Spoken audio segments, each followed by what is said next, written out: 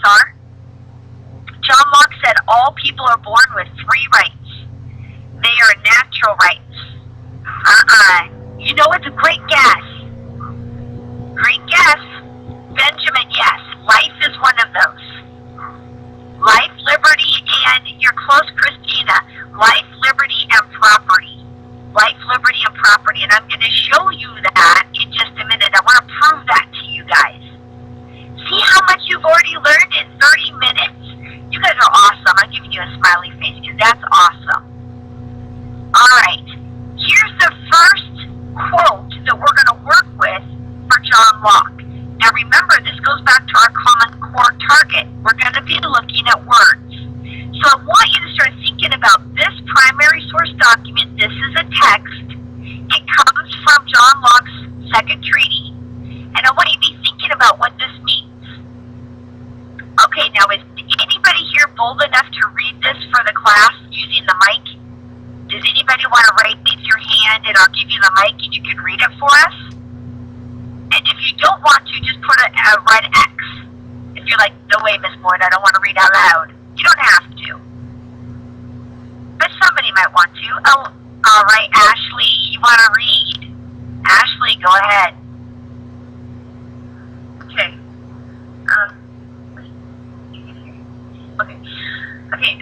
The state of nature has a law of nature to govern it, which abolish, saying that right, everyone, and reason, which is that law teaches all mankind who but consult it, that being all equal and independent, no one ought to harm another in his life, health, liberty, or possessions. For men being all the workmanship of one omnipotent and infinitely wise maker. Second Tristan, I think that's what he's sorry. You guys, she was awesome. We have to give her applause. That was so well done, Ashley. I am so impressed with you. Nice job. So here's our thought, and I just want you guys to know how bold that is, because that's hard to do. That is so great. You did so phenomenal. I just want you to know that I'm at home doing my happy dance right now, because that's just so cool. Okay, let me clear this. All right, so let's go back and just look at a couple of different things that Ashley read for you guys. Here's one of them.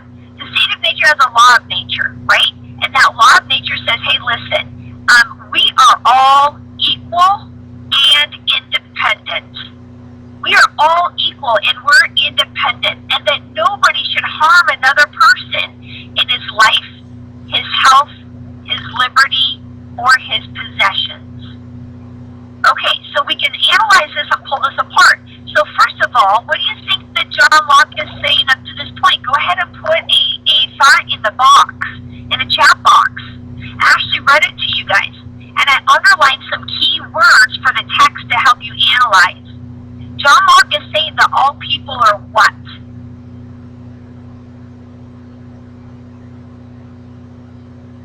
That's right. All people are equal. And they're equal because they're created by God. And I just saw someone say that.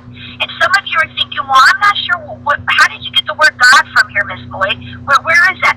I'll tell you, because he says that for men being the workmanship of one omnipotent and infinitely wise maker. Oh, omnipotent, sorry. I mispronounced that. You guys might be laughing at me. It's okay. Omnipotent and infinitely wise maker. That means that there is a being that created us.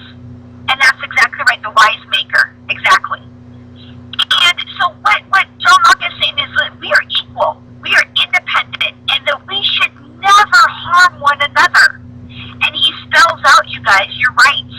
And he says they're right here, right? You have the right to life, you have the right to liberty, and you have the right to possessions.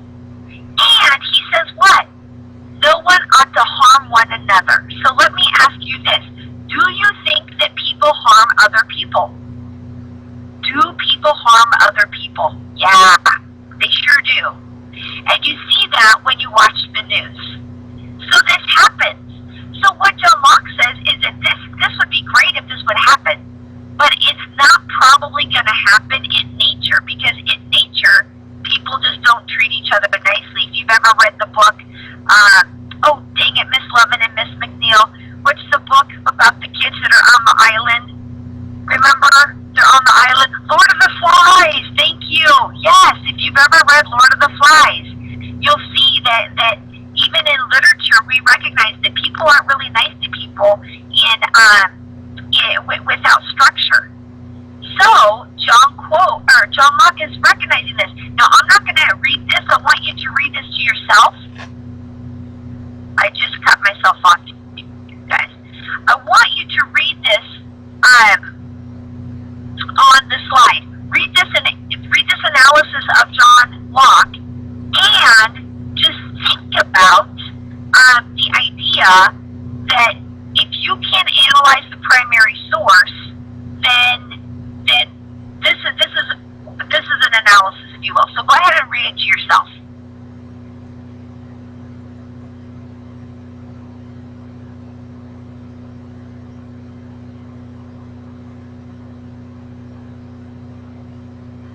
Okay, you guys, hopefully you were able to read that. And I know that there's already some questions coming into me about, are we going to ignore the fact that religion was brought into the classroom? Well, that's a great question. When you go back to the Second Treaty, which is a historical document, it's a primary source document from John Locke. And when you also look at documents from the United States, primary source documents, you will fundamentally see that there's no way to disconnect religion from those documents, because the men who created them were men of faith. And it is completely appropriate to be looking at primary source documents from a historical perspective in terms of analyzing those documents, which set a foundation for not just world conversation, but also in the United States. So good questions. Thank you for bringing that up. All right, so we just talked about this, right? John Locke, he's saying that everybody has the right to life, liberty, and possession. Those are the three rights that John Locke says really guides us. Now, here's the next component. Who wants to be brave and read this for our class? It's the second primary text. Who jumped on that one? Ashley, Alicia. Let's give it to Denny this time. Okay, Denny, good job. Take it away, Denny.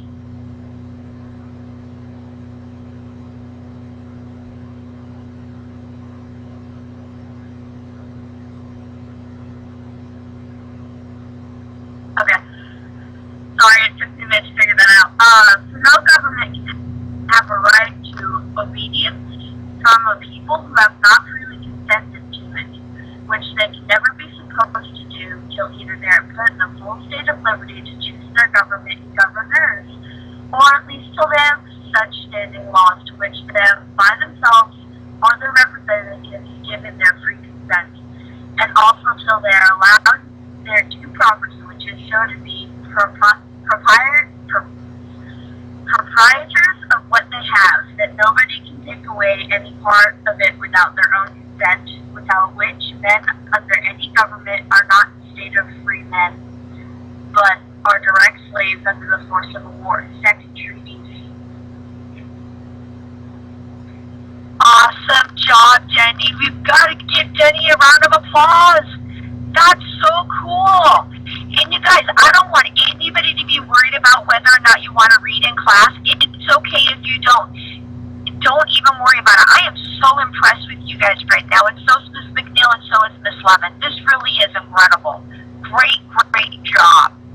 Okay, so now we're looking at this idea of, for no government can have a right to obedience from people who have not freely consented to it. And guys, this is the big marker right here. You have to freely consent to government. So remember, we go back to this idea of social contract, and it's this idea that we enter into a contract with a government, and we have to consent to that. And that means, guys, that you have a voice in government.